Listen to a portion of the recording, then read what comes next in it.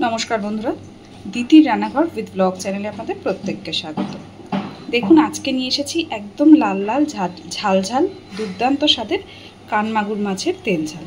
तो आजकेर एई तेल झालटा आमि किभाबे बानालाम चलुन देखे निই। तो देखुन बंधुरा कड़ाइते तेल दिये दियेछि। कान मागुर माछेर तेल झाल करार जन्य तेलटाके आगे गरम करे माछगुलो सुंदर करे भेजे नेब। और आमि आगे थेके माछे लबण और हलुद माखिए रेखेछि। तबे এই মাছ ভাজতে গেলে তো একটু ফাটে, তাই তেলটাকে ভালো করে গরম করে গ্যাসের ফ্লেমটা একদম কমিয়ে দেব, দিয়ে তারপর মাছগুলো ভাজবো। তো তেল তো সুন্দর গরম হয়ে গেছে। এবার লবণ হলুদ মাখানো মাছগুলো খুব আস্তে আস্তে তেলের মধ্যে দিয়ে দেব।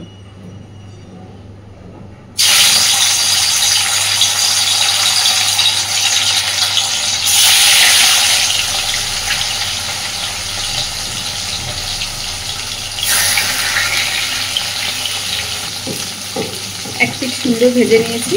এবার মাছগুলো উল্টে দেব। মাছটা এত সুন্দর, খুব সুন্দর তেলও ছেড়েছে মাছটা থেকে।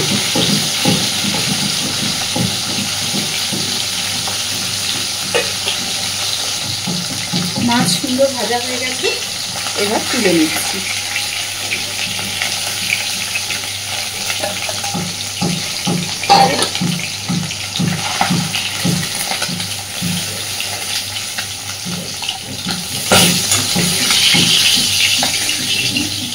খুব বেশি কড়া করে ভাজবো না, এইভাবে একইভাবে বাকি মাছগুলো আমি ভেজে নেব। সমস্ত মাছ ভেজে তুলে নিয়েছি। চারিদিকে তেল ছিটে একদম ছড়িয়ে গেছে, বুঝতেই পাচ্ছেন কতটা ফাটে এই মাছ। একটু সাবধানে ভাজবেন। এইবার আমি প্রথমেই কড়াইতে তেলের মধ্যে ফোড়ন দিচ্ছি।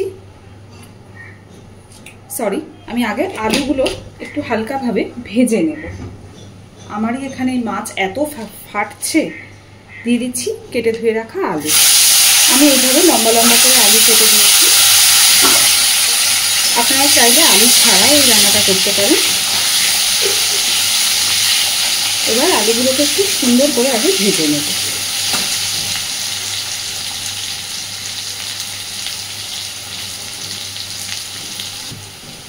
আলুগুলো দেখুন বেশ সুন্দর লালচে করে ভেজে নিয়েছি। আমি কিন্তু আলুর মধ্যে কোনো রকম কোনো লবণ হলুদ কিছুই ব্যবহার করিনি, শুধুই তেলের মধ্যে আলুগুলো সুন্দর করে ভেজে নিয়েছি। এইবার এই তেলের মধ্যেই আমি আলুগুলোকে তুলে নেব না, এই তেলের মধ্যেই আমি ফোড়ন দিচ্ছি একটু পাঁচ ফোড়ন,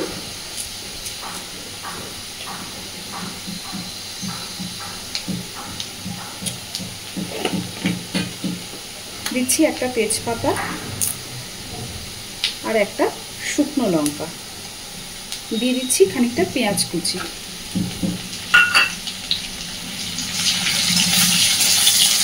খুব ভালোভাবে এবার সব কিছুকে মিশিয়ে পেঁয়াজটাকে লালচে করে ভাজবো না, একটু মিনিট দুই মিনিট আলুর সাথে পেঁয়াজটাকেও নাড়াচাড়া করে ভেজে নেব।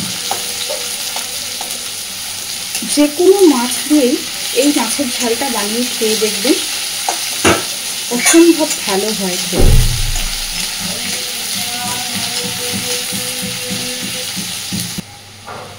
পেঁয়াজটা বেশ নরম হয়ে এসেছে, এর থেকে বেশি ভাজবো না। এইবার দিয়ে দিচ্ছি পরিমাণ মতো লবণ।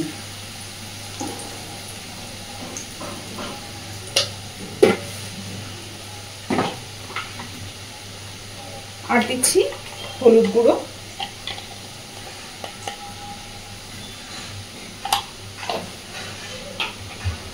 দিচ্ছি লঙ্কা গুঁড়ো।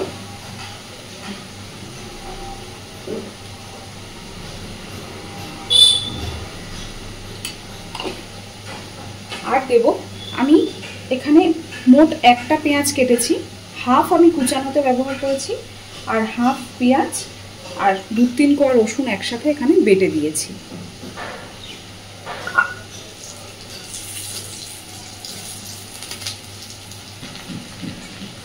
এবার সমস্ত মশলা দিয়ে আলুর সাথে পেঁয়াজের সাথে সুন্দর করে কষে নেব।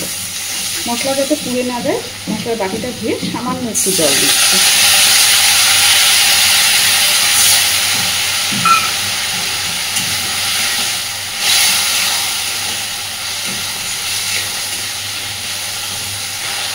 দেখুন খুব সুন্দর করে কষিয়ে নিয়েছি, খুব ভালোভাবে মশলা থেকে তেল ছেড়ে গেছে, দেখেই বুঝতে পারছেন। খুব সুন্দর একটা কালার এসেছে আর কষানোটাও খুব ভালো হয়েছে। এবার দিয়ে দিচ্ছি পরিমাণ মতো জল।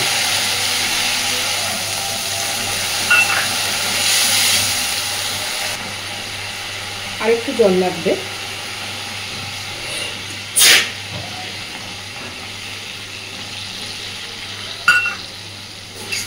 জলটা দিয়ে ভালোভাবে ফুটিয়ে নেব আগে, যাতে আলুও সুন্দর সিদ্ধ হয়ে যাবে আর ঝোলটাও সুন্দর ফুটতে শুরু করবে। দেখুন খুব সুন্দর করে ঝোল ফুটে গেছে। আলু অনেকক্ষণ ধরে ভেজেছি, মশলার সাথে কষেছি, তাই আলুও সুন্দর সিদ্ধ হয়ে গেছে। এইবার আমি ভেজে রাখা মাছগুলো সব এর মধ্যে দিয়ে দিচ্ছি।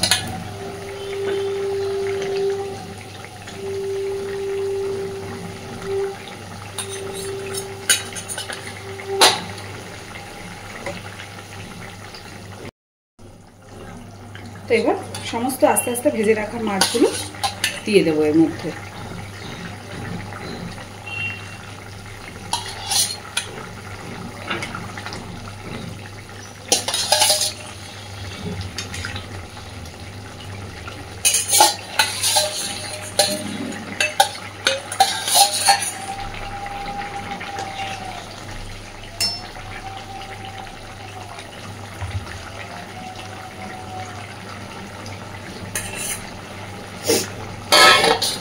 মাছগুলো দিয়ে গ্যাসের ফ্লেমটাকে মিডিয়ামে রেখে ভালো করে ফুটতে দেব।